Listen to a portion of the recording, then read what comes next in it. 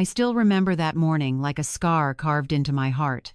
The sky was calm, sunlight slipping through the curtains. I had just poured my first cup of coffee when the door opened. My son Daniel walked in, no knock, no hello. He spoke in that firm tone of his, as if he were making an announcement, not a request. "Mom, we've decided Sophie, the kids, and her mom will move in here." For a second, I just froze. The coffee cup trembled in my hand. I tried to smile, hoping I'd misheard him. But no, his face was calm, certain, like this house no longer belonged to me. I spent my whole life saving every penny to buy this place, and now he said we've decided, as if my voice didn't matter at all. I'm telling you this, not to complain, but to ask, what would you do if your own child treated you like a guest in your own home? Stay with me until the end, because you'll want to hear what happened next. When I finally found my voice, I said quietly, "Daniel, this is my home. You can't just move everyone in without even asking." He laughed. Not a cruel laugh, but that kind of half smile that says, "You don't get it anymore, Mom." He leaned against the kitchen counter, hands in his pockets, like he was talking to a stubborn child. "Mom," he said, "we already talked about it. It's crowded in our apartment. The kids need space, and you have this whole house to yourself. It just makes sense. It's not a big deal." Not a big deal. Those words hit harder than any shout could have. For 42 years, I scrubbed classrooms, mopped hallways, cooked dinners after midnight just to make payments on this house. Every nail in this wall, every crack in the floor, has part of my life in it.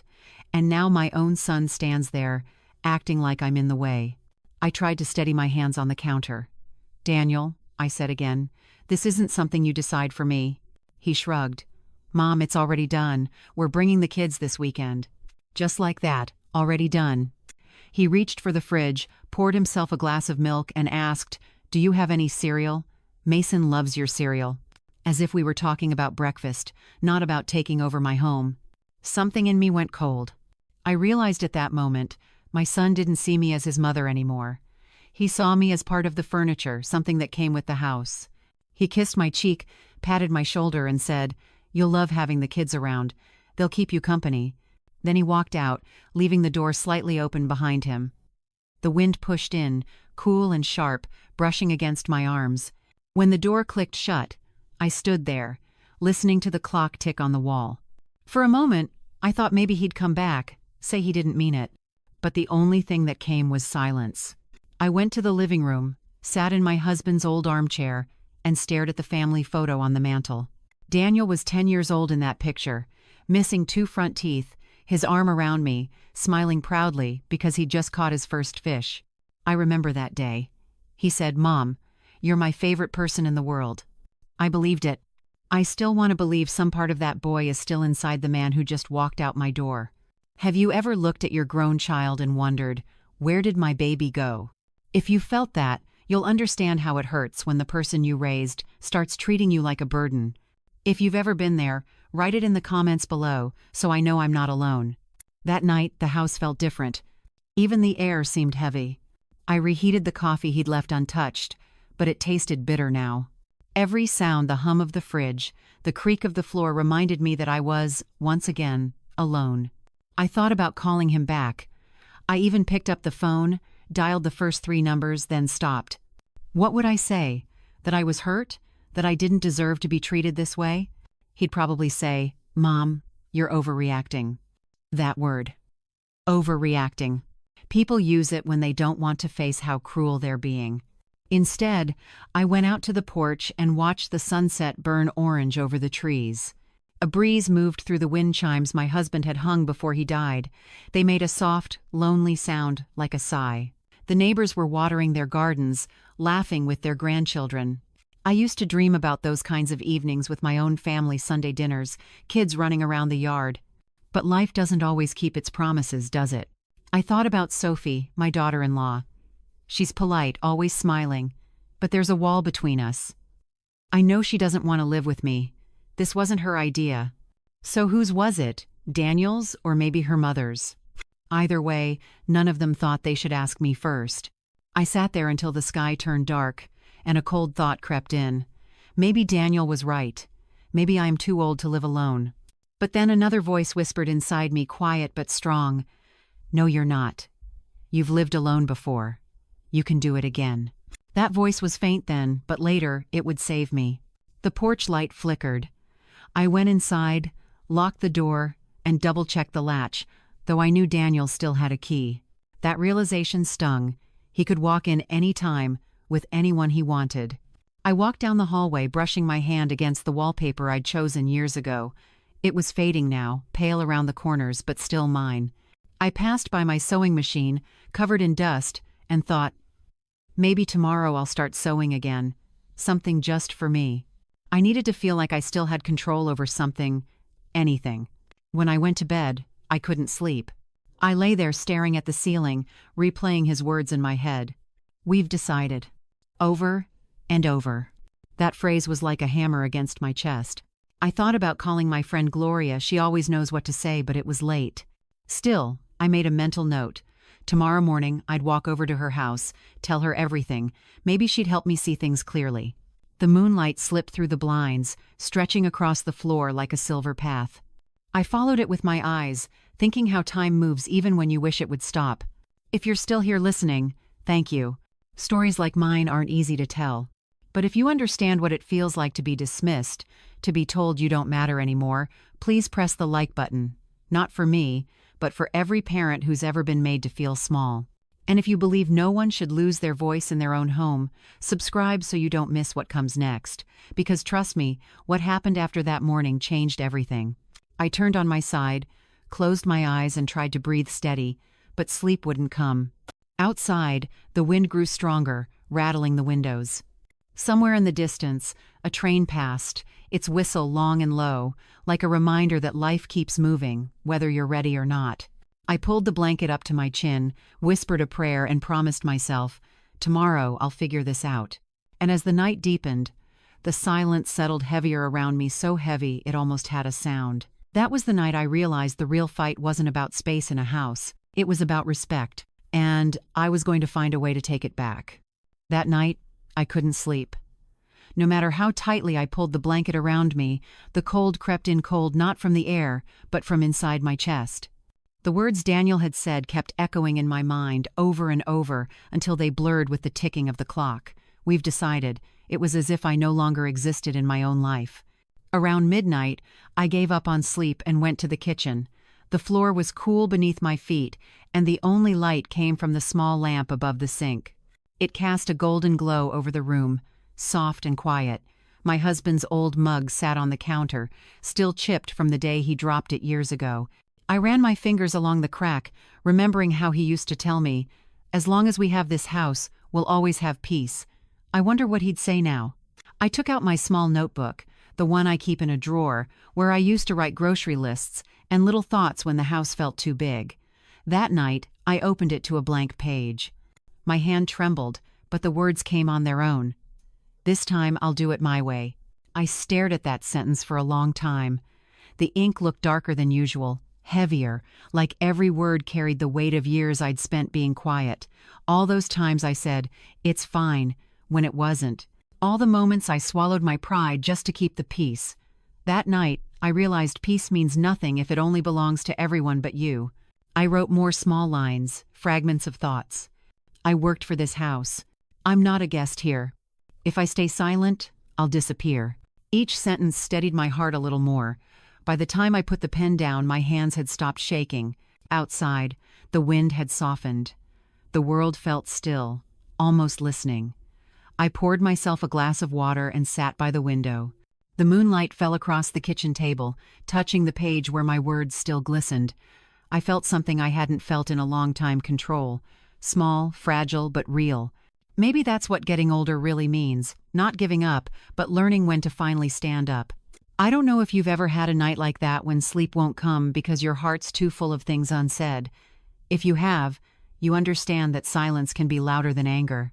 You lie there wishing someone would see how much you've given, how much you still matter.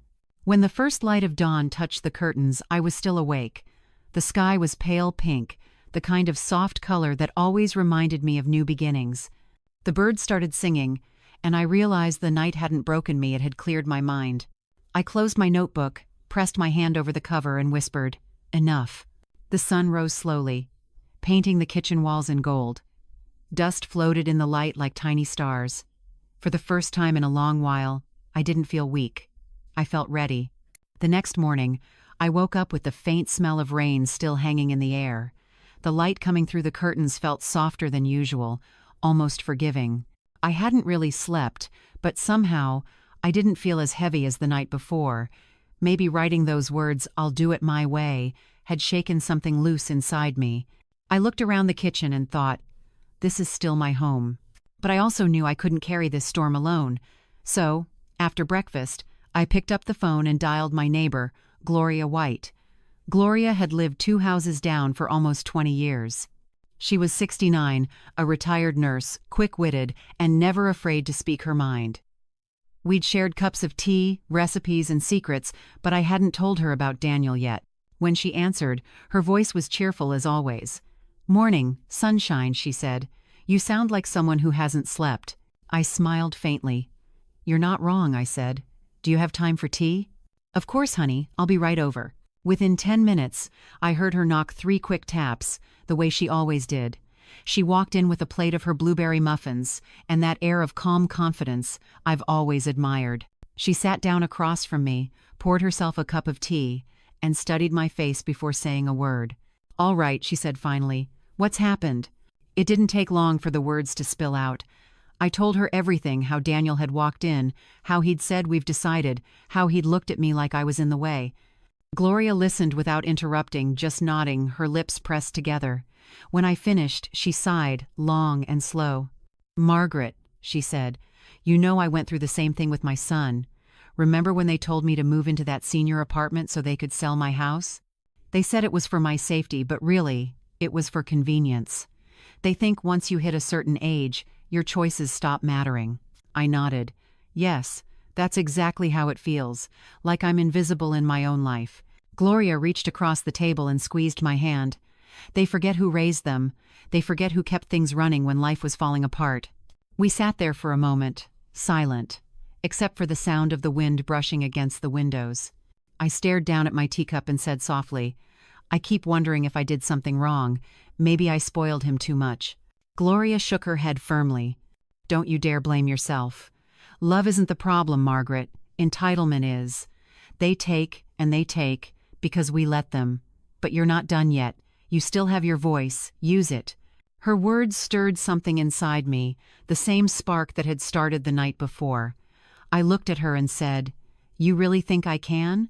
She smiled, eyes warm but sharp. "I know you can. You've survived harder things than this."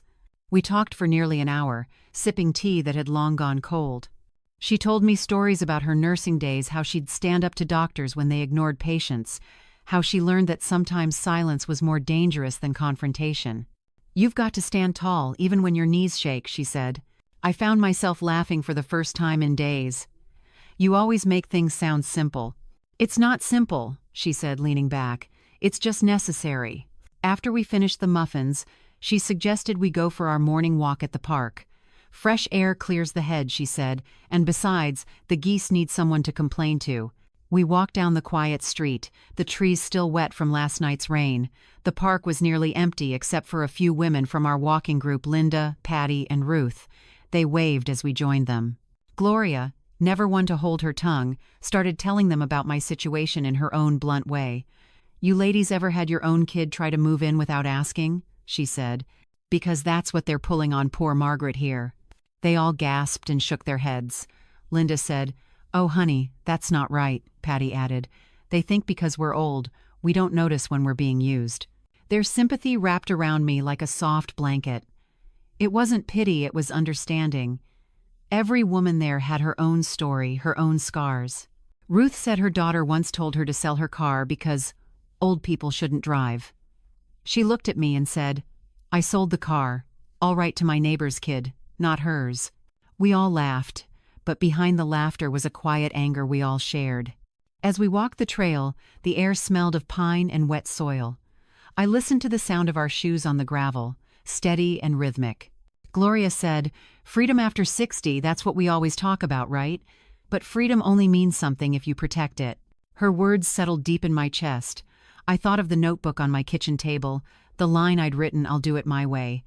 Maybe that was my start. I turned to her and asked, "Gloria, do you ever get tired of fighting? Of proving you still matter?" She looked at me with a small, knowing smile. "Every day," she said, "but I'd rather get tired from fighting than fade away quietly."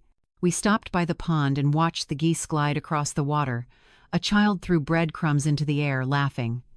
For a second, I imagined Mason and Ella doing the same thing. A pang of longing passed through me, love and hurt tangled together the way they often are for mothers. I said quietly, "I love them, you know. I just wish they loved me enough to listen." Gloria nodded. "Of course you love them. That's what makes it hurt. But loving your children doesn't mean letting them take everything you've built." Her words hung there, firm but gentle. I felt the truth in them. If you're watching this, maybe you've felt something like that too, that ache between love and disappointment. Have you ever had to remind your children that you're still here, still capable, still you? If yes, just write yes in the comments. I want to know how many of us understand this kind of pain.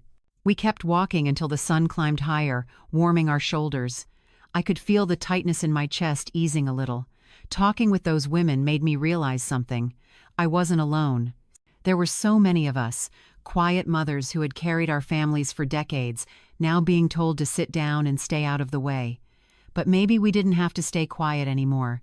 When we reached the benches near the exit, Gloria touched my arm and said softly, "Remember what I told you, prove them wrong." I smiled at her, the kind of smile that carries both gratitude and determination. "I think I will." As we walked back home, the breeze picked up, carrying the scent of blooming lilacs. For the first time in a long while, the day didn't feel heavy. The world looked a little wider, like there was room for me again. That Wednesday afternoon, I saw Sophie's car pull up through the front window. The sunlight caught on the hood of her silver sedan, too bright to look at for long. For a second, I thought about pretending I wasn't home. I could have drawn the curtains, stayed quiet, let her drive away. But I didn't.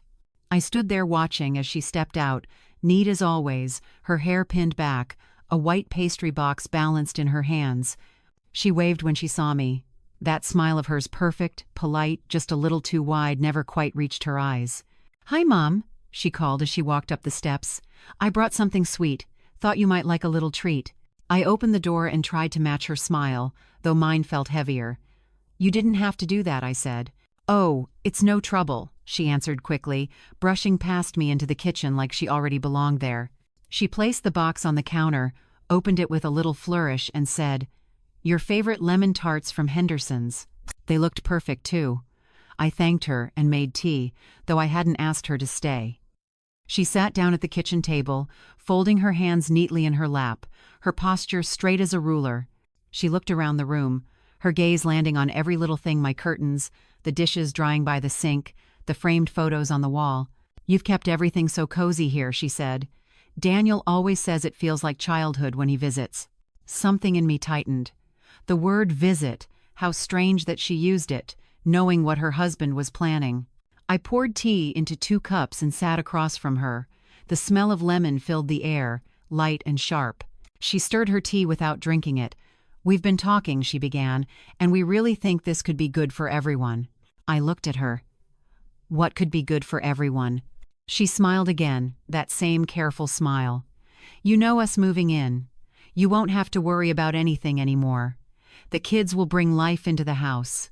We'll take care of you, Mom." Those words, "we'll take care of you," landed on the table like something heavy. For a second, I couldn't answer. I just stared at her hands, perfectly manicured, wrapped around the teacup. Finally, I said softly, "And did either of you ask if I wanted this?" The question seemed to stop the air between us.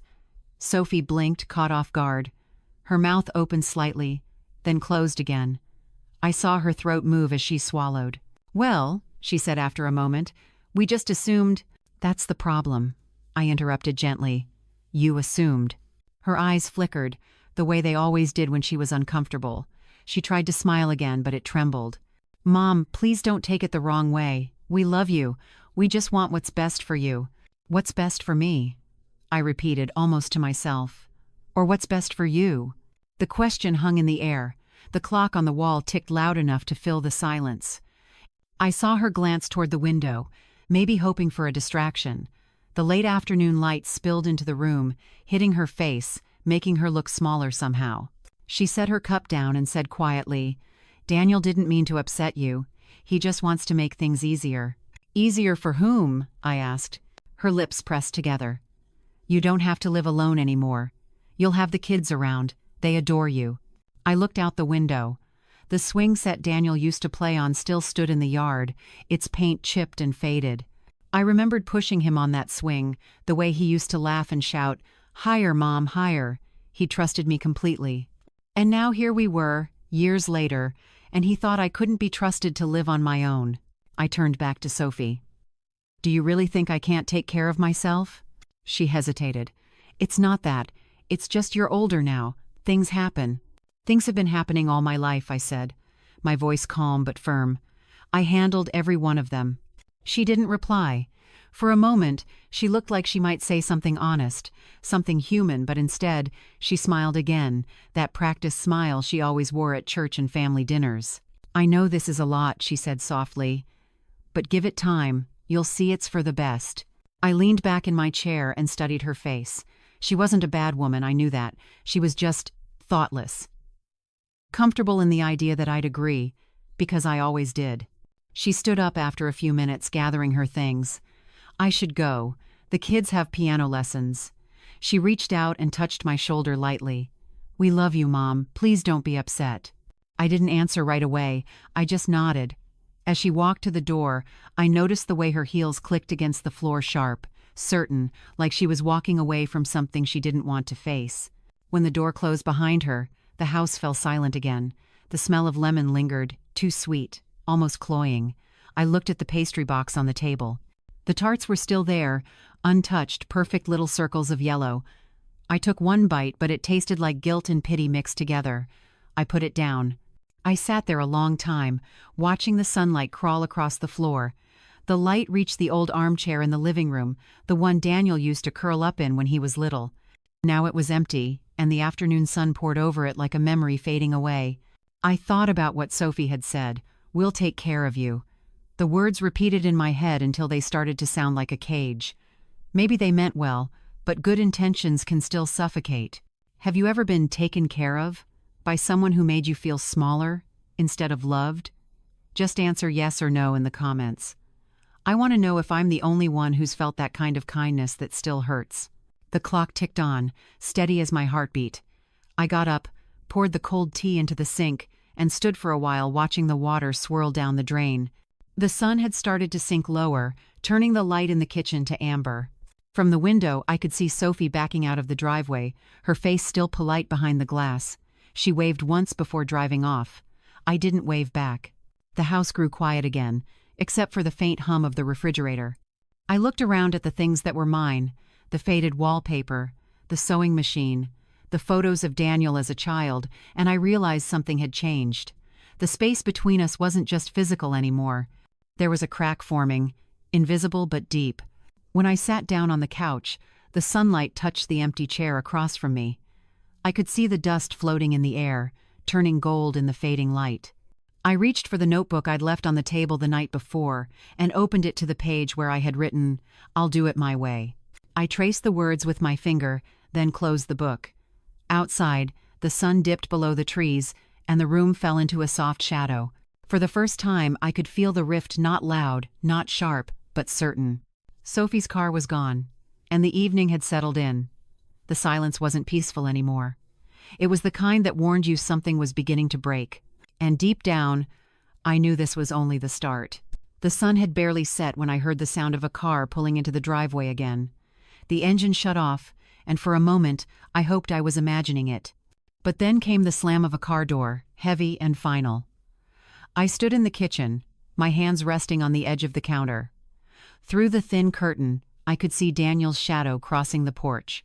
He hadn't even waited until morning. The air inside the house felt thick, as if the walls themselves were holding their breath. After Sophie's visit earlier that afternoon, I had known somewhere deep down that he'd be back. She probably told him what I said, how I dared to question their decision. The way she left, eyes down, cheeks flushed, had said enough. The knock came hard, impatient. 3 sharp raps that made the dishes on the counter tremble. I didn't rush to open it. I walked slowly, letting him wait. When I finally turned the knob, Daniel was already frowning. His jaw was tight, his hands shoved deep into his jacket pockets. He didn't say hello. He didn't even step back to let me breathe. "Mom," he started, his voice already rising, "what did you say to Sophie? She came home crying. Do you know how hard she's been trying to make this work?" I took a step back and let him inside. "Daniel," I said quietly, "you don't need to raise your voice." He laughed, a harsh, humorless sound. "You always do this. You twist things around. She was trying to help, and you made her feel unwelcome." I folded my arms. "She came here to tell me what you've decided. That's not help, Daniel. That's taking over." He dropped his coat on the chair and turned toward me, eyes flashing. "You've changed, Mom. You used to be kind." The words stung, more than I wanted to admit. For a heartbeat, I saw the little boy he used to be, the one who'd bring me dandelions and call them flowers, who thought kindness meant saying yes to everything. But I wasn't that mother anymore.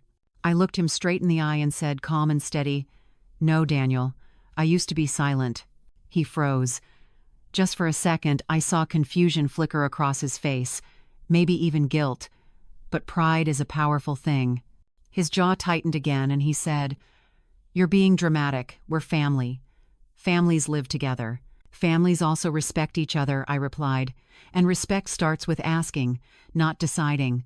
He ran a hand through his hair, pacing across the kitchen like a man cornered. "You're making a big deal out of nothing. You'd have company, help, people around. Don't you want that?" "What I want," I said softly, "is to be treated like I still have a voice. This house is mine, Daniel. Your father and I built it from the ground up. Every brick, every inch of paint. You don't just get to walk in and claim it." He turned on me, anger rising. "I'm not claiming it. I'm just trying to take care of you. You can't live alone forever." "I've been doing just fine," I said. He scoffed. "Yeah, until something happens. And then guess who's supposed to fix it? Me." That hit me like a slap, not because of what he said, but how he said it. Like taking care of me would be a chore, a burden too heavy to bear. For a long moment, neither of us spoke.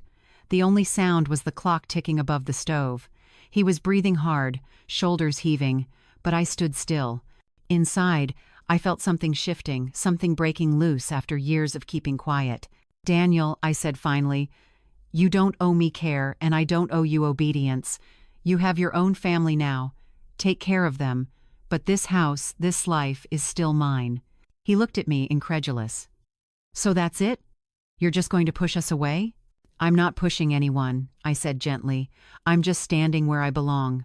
He shook his head, muttering under his breath. "You're impossible." Maybe I was. Maybe being impossible was the only way to survive at my age.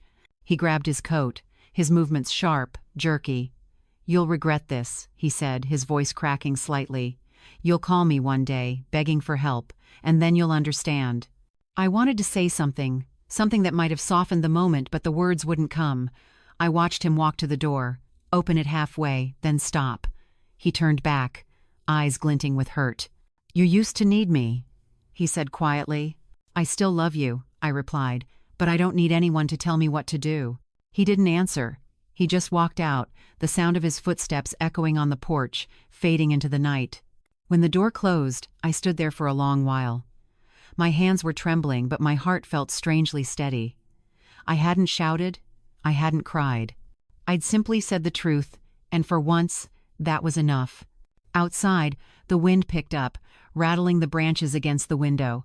I turned off the kitchen light and stood in the darkness, watching the faint glow of the street lamp spill across the floor. It made everything look silver and still. In that quiet, I felt something closing behind me, not just the door, but a whole chapter of my life. The years of saying yes when I wanted to say no. The years of smiling when I was breaking inside. I walked into the living room and sat down on the couch. The cushions sank under me, familiar and soft. I looked at the empty chair across the room, the one Daniel had sat in just minutes ago, and realized that silence, once my prison, now felt like freedom. Have you ever had to stand up to someone you love just to keep your dignity? If you have, you'll know it doesn't feel like victory. It feels like grief and strength all tangled together. I sat there until my heartbeat slowed. The streetlight flickered once, then steadied. Through the window, I could see my reflection, older, yes, but not weak. My eyes were clear, my back straight. I whispered into the dark, "I'm still here." The words felt strange in my mouth, like a promise I'd forgotten I made to myself long ago. As the night deepened, I got up and locked the door. I turned off the last lamp, and the house slipped into shadow. Only the glow from the streetlight fell through the curtain, laying a thin line of silver across the floorboards. That was the night something ended the quiet surrender I'd lived with for too long. I didn't know what would come next, but I knew it would begin with that single sentence I had said, "No, Daniel." I used to be silent. The next morning, sunlight slipped through the curtains like a whisper, soft and slow. I hadn't slept much after the argument. My mind replayed Daniel's words again and again, but each time they felt smaller, less powerful. Something inside me had shifted the night before, quietly but deeply. It wasn't anger that filled me now. It was clarity. The street outside was still damp from an early rain. I made my coffee, but I didn't sit down to drink it.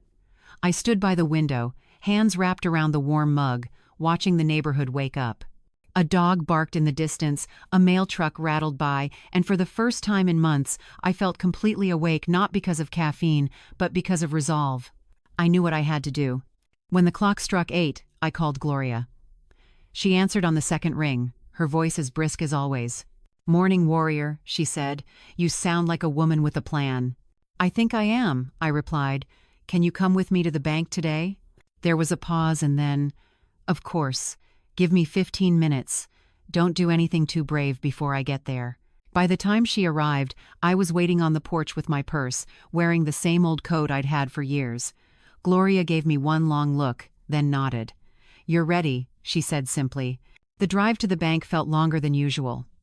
We didn't talk much. There wasn't anything left to say.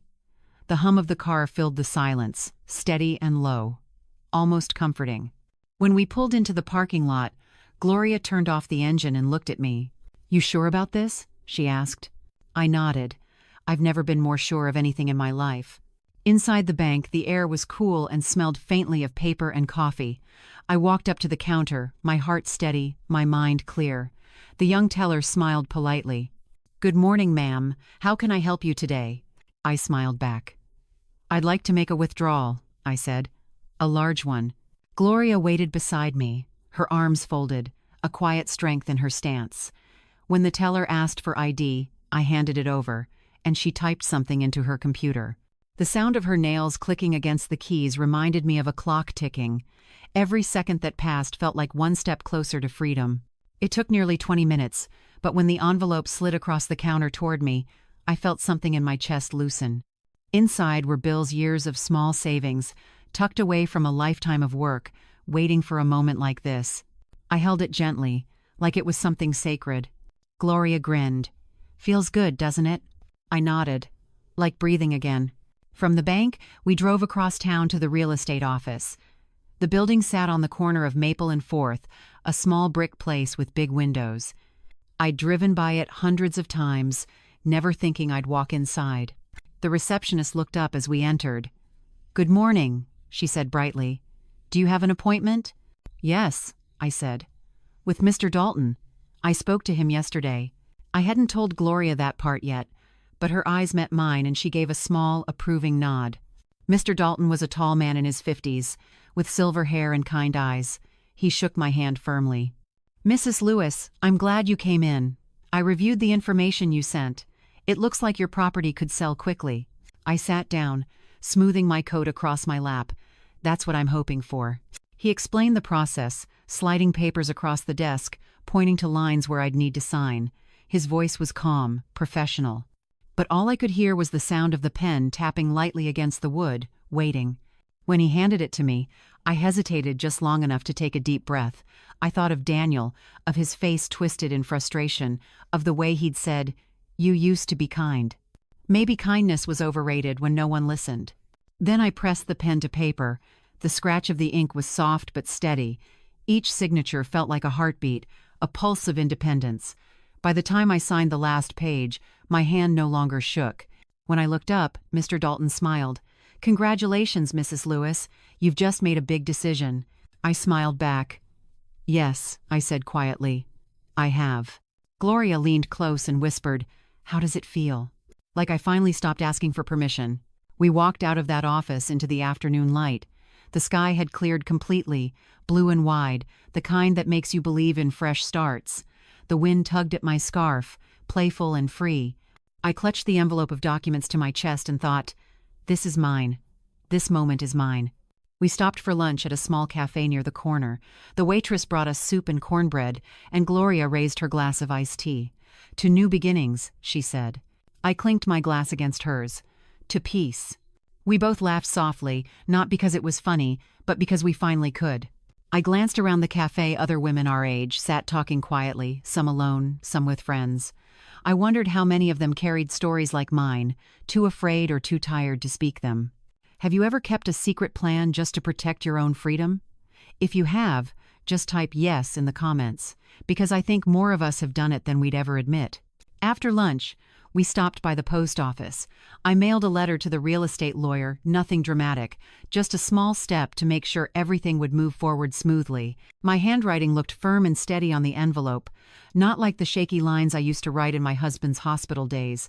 I felt stronger now, as if each decision I made stitched me back together. By the time we drove home, the sky was already starting to fade into evening.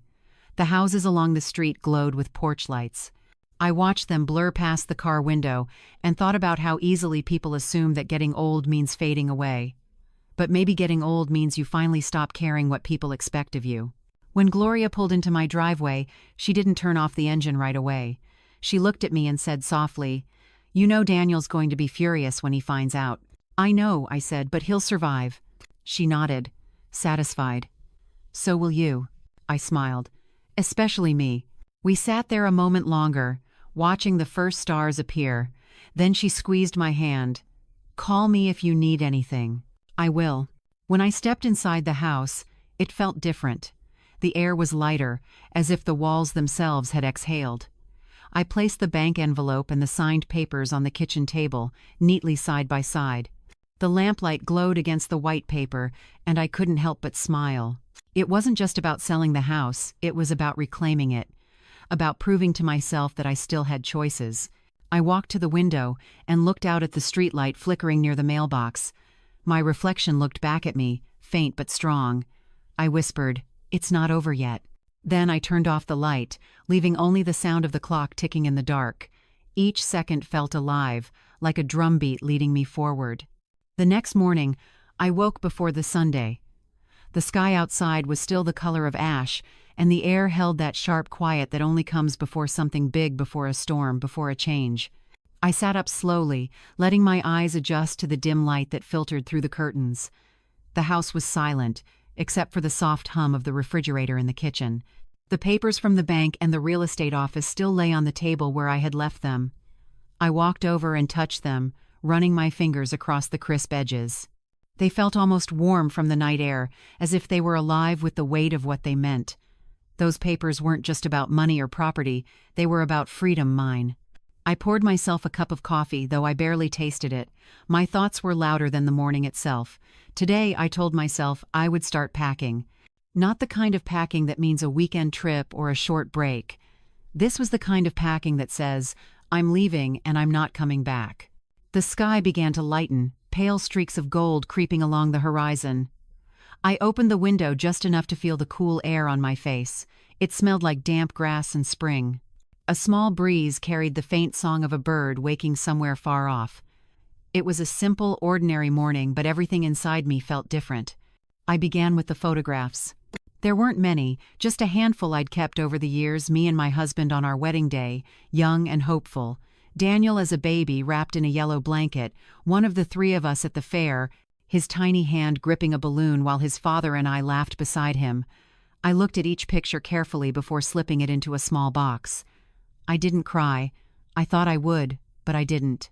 Maybe I had already cried enough for one lifetime. Next, I went to the sewing room. It had been years since I'd sewn anything, but the machine still sat in the corner, covered with a faded cloth. I pulled it back and touched the cold metal. My husband used to say that the sound of that machine was the heartbeat of our home. I smiled at the memory, soft and distant. The machine was heavy, but I lifted it anyway, wrapping it gently in an old towel. Some things you carry not because you need them, but because they remind you who you are. Then came the clock, the old one that hung on the wall above the fireplace, the one my husband bought at an antique store the year Daniel was born. It had a brass frame, a soft tick that filled the evenings. It hadn't kept perfect time in years, but I couldn't leave it behind. I climbed up on a chair, unhooked it carefully, and held it in my arms. The hands were frozen at 7:45, the same moment it had stopped one night long ago after a storm knocked out the power. Somehow, it felt right that I'd take it with me now, on another storm's edge. When I set it on the table beside the photographs, I looked around the living room. The furniture was old, the carpet a little worn, but it had been mine. Every piece had a story. The sofa where Daniel had fallen asleep after baseball games, the corner where my husband read the paper every Sunday morning, the window where I'd once stood waiting for my son to come home from his first date. All of it whispered memories, small and quiet, wrapping around me like ghosts of a life already past. I stood there for a long while, letting the silence speak. Then I said softly, "Goodbye, old life." The words didn't echo, they just settled in the air, gentle but final. I felt no bitterness, only calm. The morning light began to shift, turning the walls a soft gold. Dust danced in the beams of sunlight streaming through the window, tiny flecks of time caught midair. I closed my eyes and let it wash over me. I walked to the kitchen and made a list on a notepad. I'd learned over the years that writing things down keeps the mind from spinning. Boxes, tape, bags for clothes, cleaning supplies. It wasn't a long list, but it was enough. By 8 o'clock, Gloria arrived, just like she'd promised. She brought coffee and donuts and that look of fierce determination that only she could wear so early in the day. "Are you sure you want to do this alone?" she asked, handing me a cup. "I'm sure," I said, "but stay for a bit. I like the company." She nodded and helped me fold a few blankets, carefully placing them in a box. "You know," she said, "most people spend their whole lives waiting for the right moment to start over. You're one of the few brave enough to just do it." "I don't feel brave," I admitted. She smiled. "Bravery rarely feels like bravery when you're living it." We worked in comfortable silence after that. The only sounds the rustle of boxes and the scrape of tape being pulled from its roll. Now and then we'd pause to share a memory where I'd bought the old lamp, how my husband used to fix the door hinge that squeaked. It was strange how the little things became so big when you were leaving them behind. By mid-morning, the living room was half empty. The walls looked bare, the shelves lighter. The air had changed, it smelled of cardboard and polish, and something else I couldn't name. Freedom, maybe. Gloria packed the last of the photo frames and said, "You know, when you drive away from here, you'll look in the mirror and think, 'That was my old world.' And the best part? You'll keep driving." I smiled. "You make it sound easy." "It's not easy," she said softly. "But it's worth it." She hugged me tightly before she left. "Call me when it's done. I'll be waiting to toast your new beginning." When the door closed behind her, the house felt bigger somehow, emptier but lighter, as if it was breathing for the first time in years. I sat down on the floor, surrounded by boxes, and took a deep breath. The sunlight had moved across the room, resting now on the spot where my husband's armchair used to be. I could almost see him there, smiling the way he used to when I finally made a decision without asking for his advice. "You'd like this," I whispered. "You always said I was too patient for my own good." A small laugh escaped me, the kind that carries both sadness and relief. I spent the rest of the day sorting small things, the china cups I'd never used, the books I'd meant to reread, the blankets that still held faint traces of lavender from last spring. Each item was a choice, stay or go, and with every choice, I felt lighter. By afternoon, I'd packed enough to fill the trunk of my car. I wasn't leaving yet, not today, but I wanted to be ready. Ready for when the storm finally arrived. I stood by the front door, looking out at the quiet street. The sun was high now, bright and warm, but the wind had started to pick up, rustling the leaves along the sidewalk. The air had that charged feeling before a storm when the world holds still, waiting. I turned back toward the living room one last time. The light poured through the window, catching the dust motes in midair. The boxes stood like small soldiers lined up along the wall. Everything I needed was ready. Everything I didn't need was staying behind. As the wind rattled the glass, I whispered again, Goodbye, old life. It didn't hurt this time. It felt like release. Outside, the sun broke through the clouds, spilling gold across the floorboards. The warmth touched my face, soft and steady, and I closed my eyes. For a moment, I could almost hear music, the faint hum of something gentle and distant, the sound of freedom quietly approaching. That morning, in that still house filled with half-packed boxes and sunlight, I understood something simple and true. Endings don't always roar. Sometimes they arrive in silence, wrapped in the soft glow of a new beginning. It was Saturday morning when I first heard the sound of the truck. The deep rumble came rolling down the quiet street, steady and certain, like thunder that had finally arrived. I was standing by the window, holding my cup of coffee, though I hadn't taken a sip. The cup was warm in my hands, but the rest of me felt cold. I had known this day was coming. The moving truck stopped in front of the house. The air outside was heavy with dust and early heat. Through the glass, I saw Daniel jump down from the cab, followed by Sophie, the two children, and Lucinda, her mother, leaning on her cane. They all looked so sure of themselves, so organized, like a small army ready to take over. Daniel was talking to the movers, pointing at the porch, giving orders. Sophie held Mason's hand while Ella skipped toward the yard, her little voice carrying through the morning air. "Grandma's house!" she shouted, smiling. My heart clenched. That word, Grandma's house, used to be my joy. Now it was a knife. I placed the coffee cup down on the table, straightened my shoulders, and walked to the front door. My palms were dry, not shaking. I didn't feel scared, just steady. When I opened the door, the sunlight hit my face, bright and sharp. The sound of boxes being unloaded filled the air, thuds, voices, laughter that didn't belong here. Daniel turned around when he saw me. "Mom," he said, his tone brisk, like he was checking off a task. "We're here. We'll get everything moved in today. The kids are excited." He looked past me into the house, already planning where to put their furniture. I stepped onto the porch, closing the door behind me. "You won't move anything in," I said quietly, but the words came out clear. "Not today, not ever." The movers paused. Even the children went still. Daniel frowned. "Mom, please don't start this again. We already—" "I mean it, Daniel." My voice didn't rise, but it carried farther than I expected. "You will not move anything into this house." Sophie came forward, her face drawn tight. "Mom," she began softly, "the kids." I turned to her. "The kids will be fine, but this house is not theirs to move into." Daniel's jaw tightened. "What's gotten into you? You agreed to this."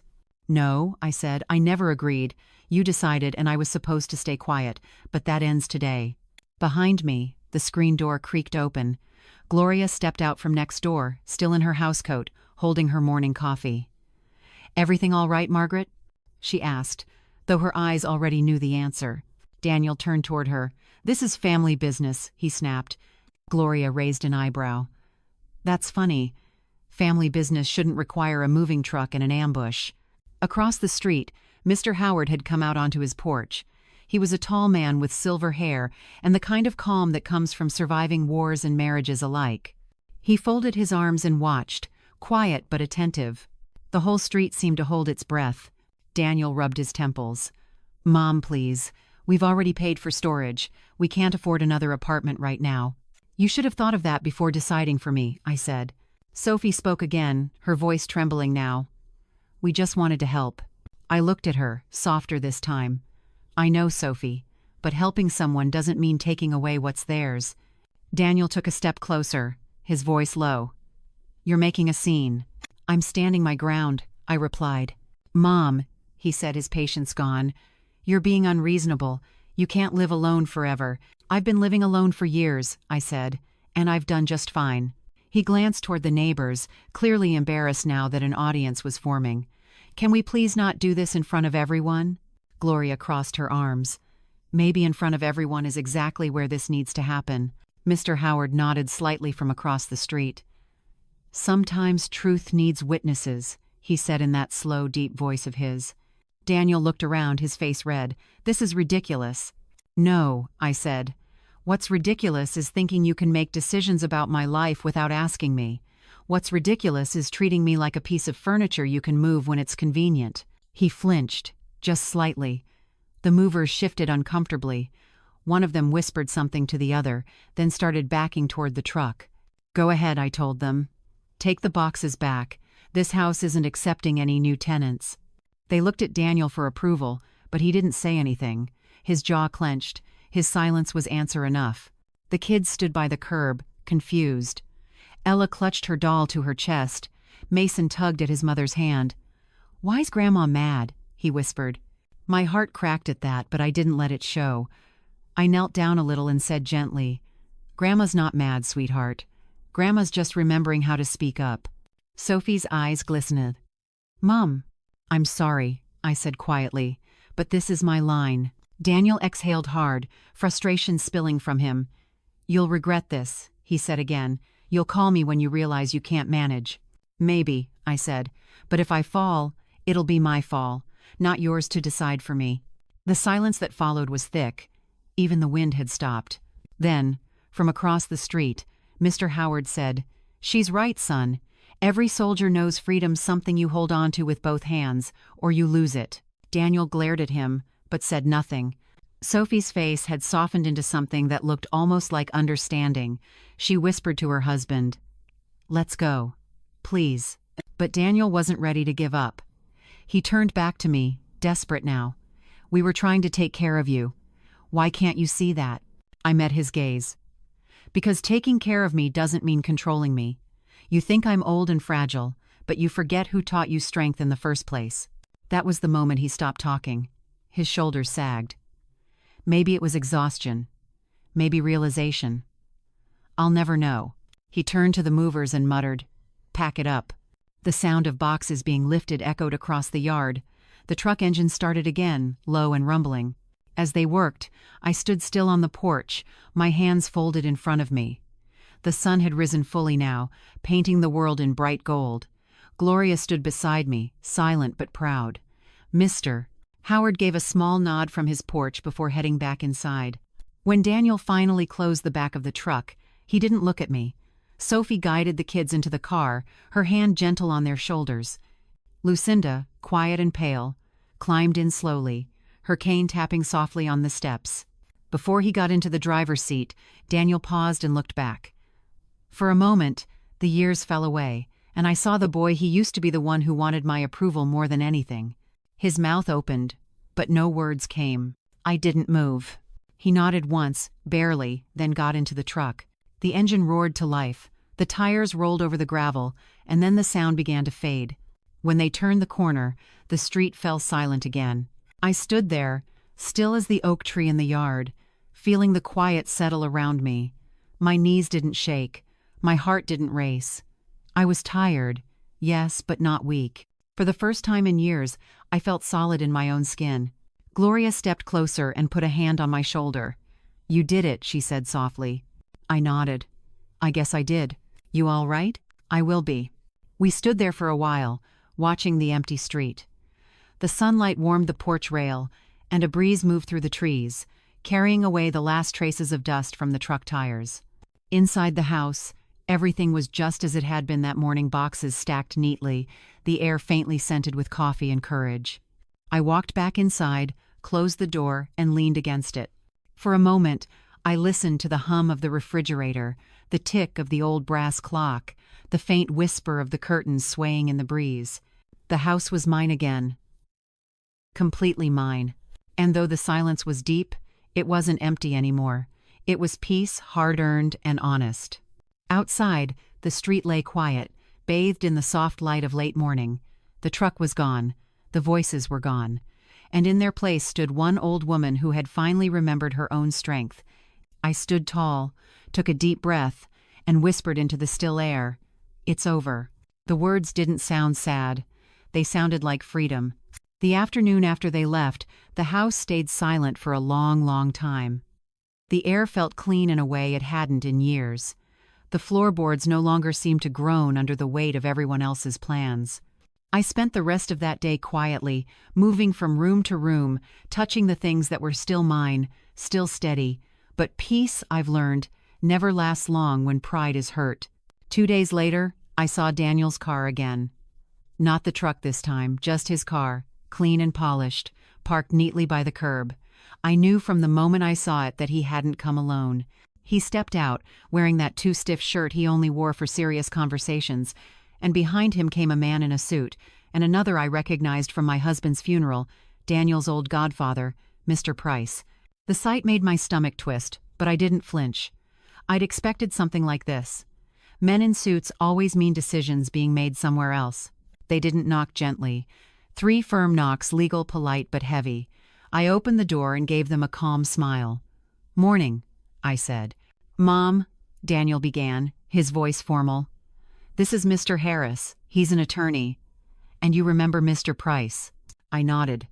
"I do. Come in if you must." They followed me into the living room.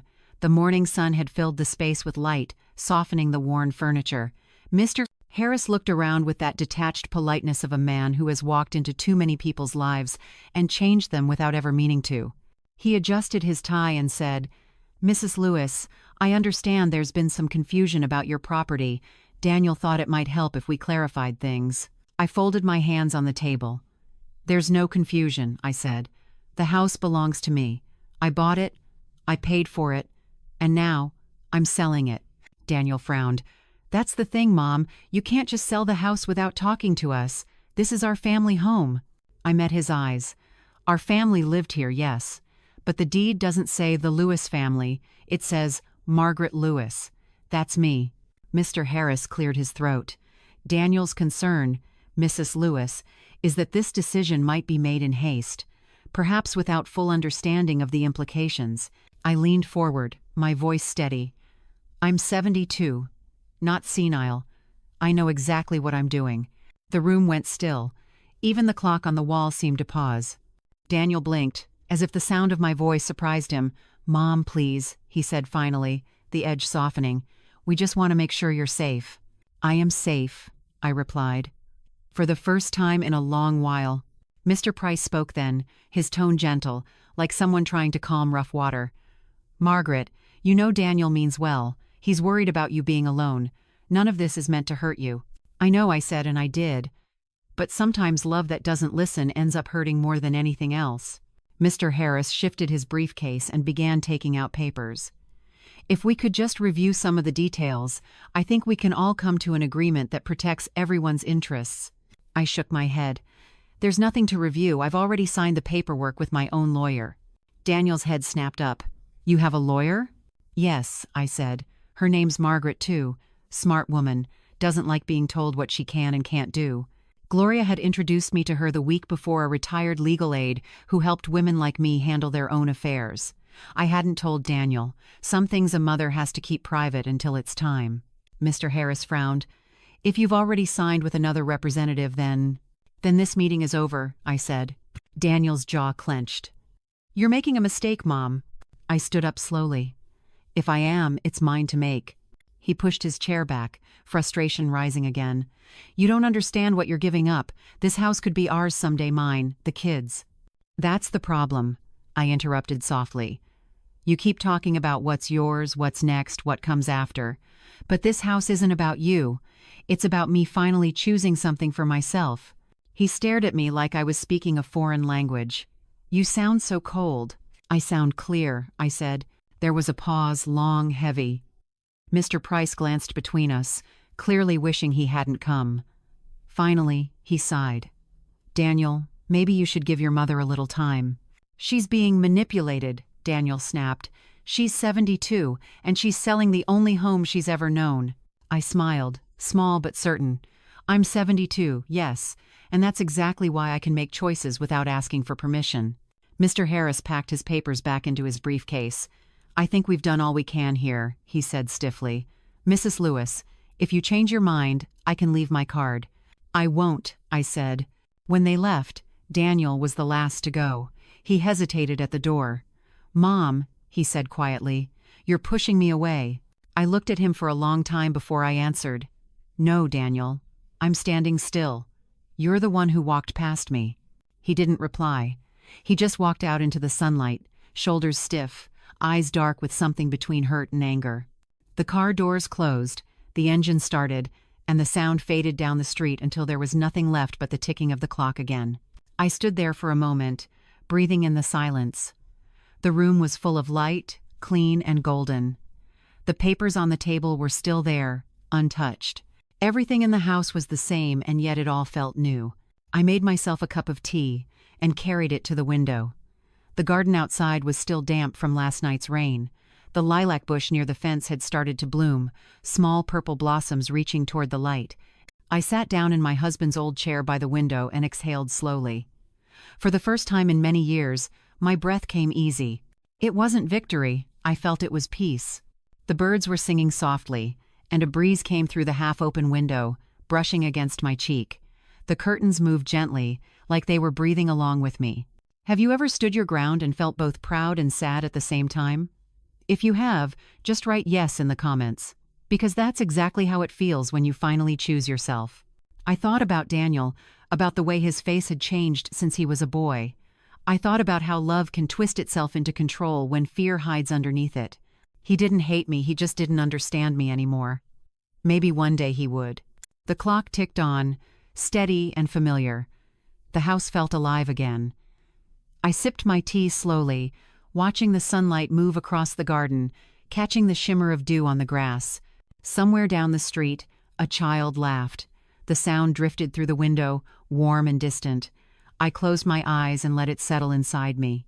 Mr. Howard passed by, walking his dog. He looked up, saw me through the glass, and raised a hand. I smiled and waved back. It struck me then how small kindnesses, quiet waves, gentle nods can fill up spaces that anger empties.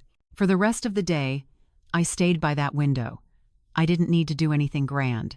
Just sitting there, breathing, felt like enough. I watched the light fade into evening, soft and golden at first, then slow and blue. When night came, I turned on the lamp beside me and picked up my notebook. I opened it to a blank page and wrote just one line: "Peace is not silence. Peace is freedom without fear." I underlined it twice, then set the pen down. The house creaked softly as it settled, the old bones of it sighing the way people do when they're finally at rest. Later, as I turned off the lamp and got ready for bed, I caught my reflection in the mirror.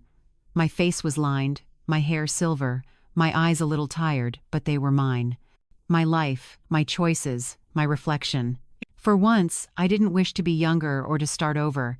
I only wished to keep this feeling this quiet, this certainty that I had finally done right by myself. I lay down and closed my eyes. Outside, the garden rustled softly in the wind. Somewhere, a branch brushed against the window, and the sound was steady, gentle like breathing. And for the first time in many years, I drifted into sleep without worry, knowing that tomorrow would come exactly how I wanted it to. The next morning came wrapped in sunlight, and the faint scent of lilacs drifting through the open window. The house was almost empty now, stripped of everything but the things I truly needed. Boxes stacked neatly by the door, suitcases zipped and waiting. The walls seemed to echo softly, holding the memory of all that had been said and done inside them. I walked slowly through each room one last time, letting my fingertips graze along the walls. Every surface carried pieces of my life. The faint scratch marks from Daniel's childhood toys, the faded patch of paint where my husband once tried to hang a picture frame, the worn edges of the windowsill where I used to rest my elbows and watch the seasons change. The air was still, but not heavy anymore. This wasn't sorrow, it was closure. I took one final look at the living room. The clock, the one that had ticked through years of laughter and argument alike, was packed safely in my car. I smiled at the bare space where it had hung for decades. Then I whispered into the quiet, "Thank you for keeping me safe all these years." Outside, Gloria's car horn sounded a short, cheerful beep that pulled me back into the present. I opened the front door, stepping into the soft warmth of Sunday morning. The sun was climbing higher, scattering light across the front yard, making the dew on the grass shimmer like silver threads. Gloria stood by her car, sunglasses perched on her nose, waving. "Ready for your big adventure?" she called. I laughed softly. At 72, everything feels like an adventure. She opened the passenger door for me, as she always did, and I slid into the seat. The smell of coffee filled the car. Gloria's second cup of the morning, no doubt, and an old country song played quietly from the radio. Before we started the engine, I turned my head to look at the house one last time. The curtains in the front window moved with the wind, just slightly, like a gentle farewell wave. "You know," Gloria said, noticing my gaze, "people talk about letting go like it's a one-time thing, but it isn't. It's 1,000 small goodbyes." She was right, and that morning I said the last of mine. We drove away slowly. The neighborhood slipped past the windows, the familiar houses, the mailboxes, the tall oak trees that had shaded my street for 40 years. Mr. Howard was outside watering his garden. When he saw the car, he lifted a hand in salute. I waved back, and for a moment, my eyes stung. But I didn't cry. Instead, I smiled. The road stretched out ahead, wide and golden under the morning Sunday. It was the same road I had driven countless times to work, to church, to the grocery store. Yet today it felt brand new, like it had been waiting all this time for me to take it somewhere different. We stopped once for gas on the edge of town. The air smelled of dust and summer grass. I stood outside the car, stretching my legs, feeling the sun warm the back of my neck. Gloria leaned against the hood, sipping from her travel mug. "So," she said, "how does it feel, leaving it all behind?" I thought about it for a long second. "It feels like breathing for the first time in years." She nodded approvingly. "That's how it should feel." We got back in the car and kept driving. The city slowly gave way to open space fields, fences, wildflowers blooming along the highway. Every few miles, we'd pass a billboard advertising something new, a diner, a hardware store, a little antique shop. The farther we went, the lighter I felt. After nearly an hour, Gloria pointed ahead. "There," she said. "That's your turn." We turned onto a narrow road lined with trees, their branches swaying gently overhead.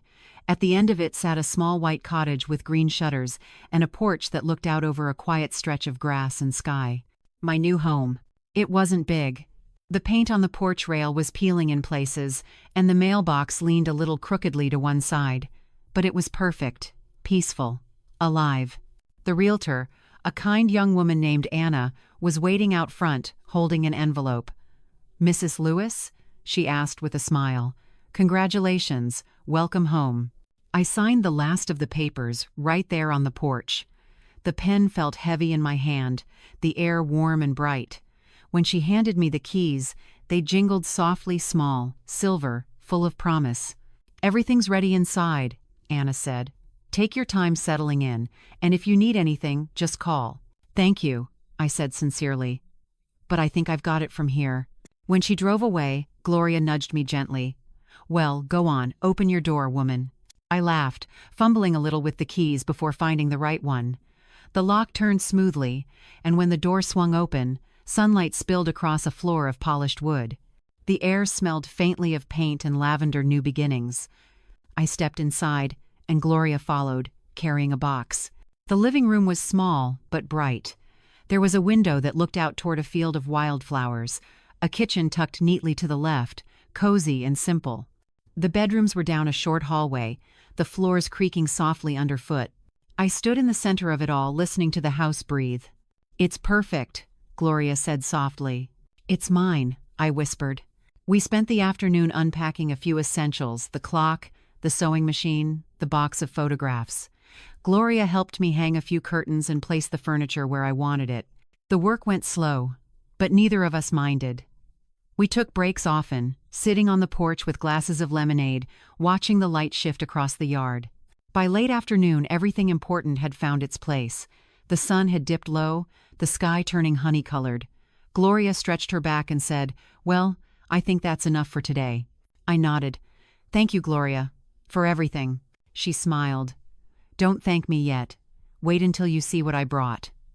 She went to the car and returned with a small potted plant lavender, the same kind that had once grown outside my old kitchen window. "I thought you might need something familiar," she said, placing it by the porch steps. I touched the leaves gently, breathing in the scent. "It's perfect." When it was time for her to leave, we hugged for a long moment. She whispered, "You did it, Margaret. You made it through." "I did," I said softly, "and I'll keep doing it." After her car disappeared down the road, the world grew quiet again, the kind of quiet that feels alive instead of lonely. I sat on the porch, watching the sunset stretch across the fields. The colors deepened amber, rose, soft violet. I thought about all the years I had spent giving, waiting, bending myself small for everyone else. And now, here I was starting again. The crickets began to sing, their rhythm slow and steady. I leaned back in the porch chair, letting the evening breeze play with the edges of my hair. The sun dipped lower until it disappeared completely, leaving behind the soft blue of twilight. A thought came to me then, quiet but clear, and I said it aloud to the open air. I gave 40 years to others. Now, I give the rest to myself. The words felt right, as if they belonged to the wind. Inside, I turned on a small lamp by the window. The light spilled onto the walls, gentle and golden. I made a cup of tea, just one, and sat by the window.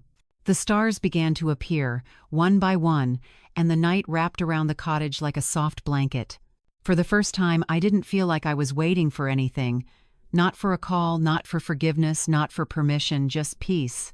I thought about Daniel. I hoped he was home, safe, maybe sitting with his kids, realizing that love doesn't disappear when someone says no, it just learns to stand on its own. In that moment, I didn't wish to change a thing. Every tear, every argument, every quiet night had led me here to a small house, a big sky, and the soft hum of freedom in my chest. I turned off the lamp and stood by the window one last time before bed. The moon was full, bright enough to light the fields. Somewhere out there, I could hear the faint sound of an owl calling into the night.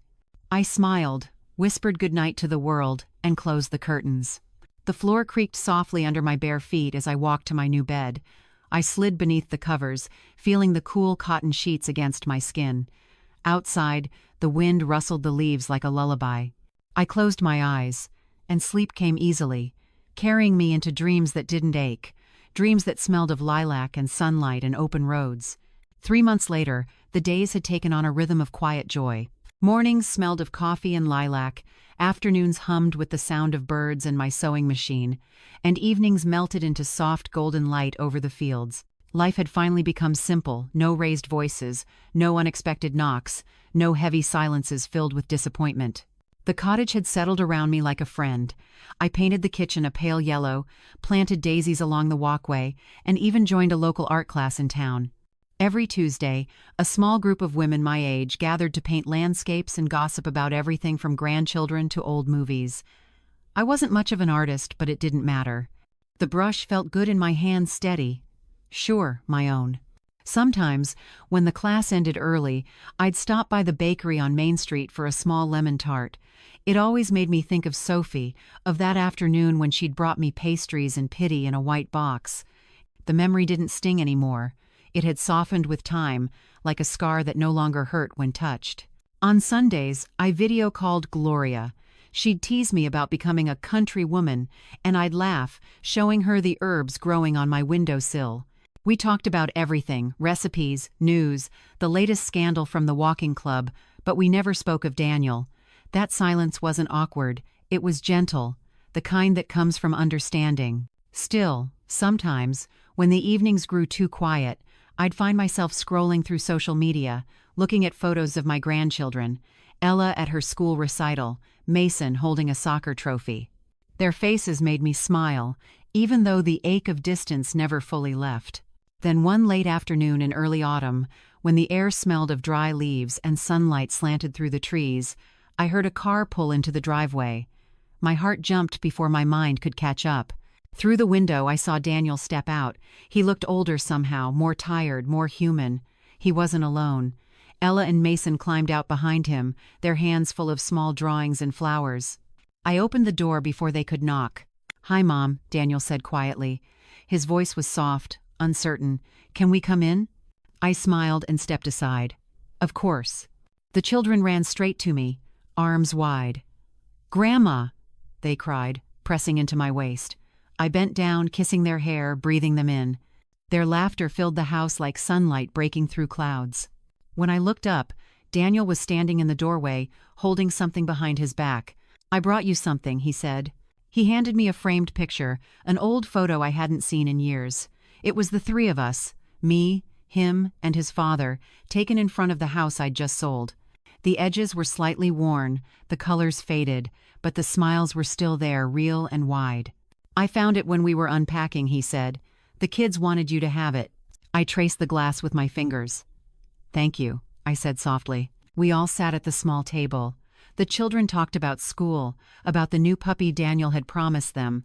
I poured tea and served cookies I'd baked that morning, the kind Daniel used to love as a boy. After a while, when the kids wandered outside to chase butterflies, Daniel cleared his throat. "Mom," he began, eyes fixed on his teacup. "I came to say I'm sorry." I didn't say anything, just waited. He took a breath.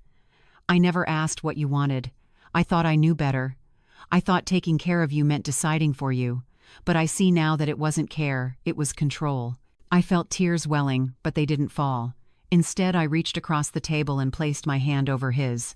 "Now you did ask," I said quietly. He looked up, eyes wet, and nodded. "Yeah, I guess I did." The house went still, peaceful. The breeze outside brushed through the open window, carrying the sound of the children's laughter back into the room. For a long time, we just sat there, sipping tea and letting forgiveness settle between us, not the kind that erases the past, but the kind that makes it easier to breathe again. When it was time for them to leave, Daniel hugged me for the first time in years. "The kids miss you," he said. "We'd like you to come by sometime. No expectations, just come." "I will," I said, and I meant it. After the car disappeared down the road, I stood on the porch, the photo still in my hands. The sun was setting, painting the sky in shades of rose and gold. I felt something shift inside me, not regret, not sadness, but release. I went back inside and hung the photo above the fireplace. The faces in it glowed softly in the fading light. "We're all learning," I whispered. "All of us." I made myself another cup of tea and sat by the window. The evening stretched out before me, calm and kind. I thought that was the end of it until I heard the faint sound of footsteps outside. At first, I thought I was imagining it, but when I looked out, I saw a figure near the edge of the yard. A woman stood there, her shape familiar even in the dusk. Sophie. She held something small in her hands, a letter, folded neatly. When our eyes met, she hesitated, then took a step forward. "I didn't want to interrupt," she said softly. "I just wanted to bring this." I opened the door and motioned her inside. She handed me the letter. "It's from my mom," she explained. She wanted to apologize for how things went. She said she was wrong to push Daniel, and, well, so was I. I took the letter but didn't open it. Instead, I looked at her. "Thank you," I said, "for coming." She smiled faintly. "Daniel told me about your new house. It's beautiful." "It's peaceful," I said.